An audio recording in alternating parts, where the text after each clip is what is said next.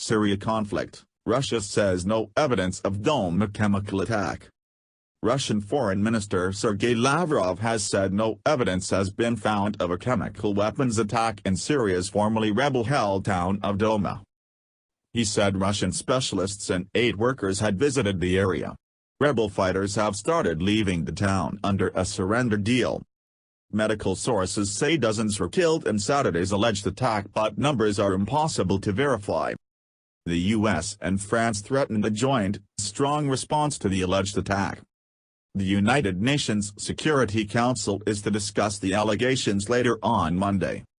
The Russian denial came hours after a deadly attack on a Syrian military airport, which Moscow and the Syrian government blamed on Israel. It hit the TASS airbase, known as T4, near the city of Homs. Observers say 14 people were killed. Israel, which has previously hit Syrian targets, has not commented. Syria initially blamed Washington for the strike, but the US, UK and France have all denied involvement. Along with France's President Emmanuel Macron, he issued a joint statement on Sunday vowing to coordinate a strong, joint response. UK Prime Minister Theresa May's spokesman said Britain was working with its allies on the response. Meanwhile, Ahmet Uzumcu, head of the Organization for the Prohibition of Chemical Weapons, expressed grave concern about the alleged attack. The OPCW is currently gathering information about the possible use of chemical weapons. Mr. Lavrov said that the Russian military had warned many times of a provocation being prepared, even at putting the blame on Damascus for the alleged use of chemical weapons against civilians. Our military specialists have visited this place, along with representatives of the Syrian Red Crescent. And they did not find any trace of chlorine or any other chemical substance used against civilians, he said. Moscow favored an honest investigation of such incidents, he said, but opposed apportioning blame without any proof. Medical sources say dozens of people were killed on Saturday in Douma. One video, recorded by rescue workers known as the White Helmets, shows a number of men, women and children lying lifeless inside a house, many with foam at their mouths. However, it has not been possible to verify independently what actually happened, or the number of dead. Syria and Russia have reached an evacuation deal with the Jaish al-Islam rebels, who up until now have been holding Douma. Moscow said military operations there had been halted. Under the deal, 100 buses are said to be moving 8,000 fighters and 40,000 of their relatives out of the battered town.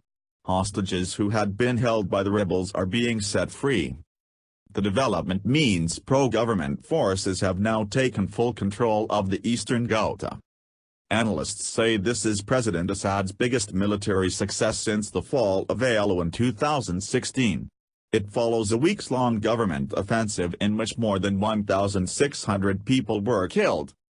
Syrian state news agency SANA, quoting a military source, reported that air defenses had repelled an Israeli missile attack on T4, saying the missiles were fired by Israeli F-15 jets in Lebanese airspace.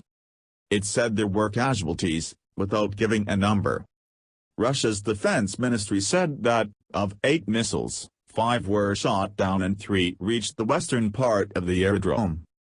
UK-based monitoring group, the Syrian Observatory for Human Rights, said that fighters of various nationalities, meaning Iranians or members of Iranian-backed Shia militias, were among the 14 dead at the base. Israel rarely acknowledges carrying out strikes, but has admitted attacking targets in Syria dozens of times since 2012. Its heaviest airstrike on Syria, in February this year, included targeting the T4 air base. That followed an incursion by an Iranian drone into Israel and the shooting down by Syrian air defenses of an Israeli F-16 fighter jet.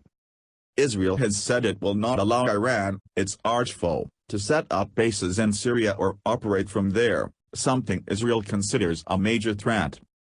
The Israeli military said Iran and its Revolutionary Guards had long been active in the T4 base, and were using it to transfer weapons, including to Lebanese Shia militant group Hezbollah, an enemy of Israel.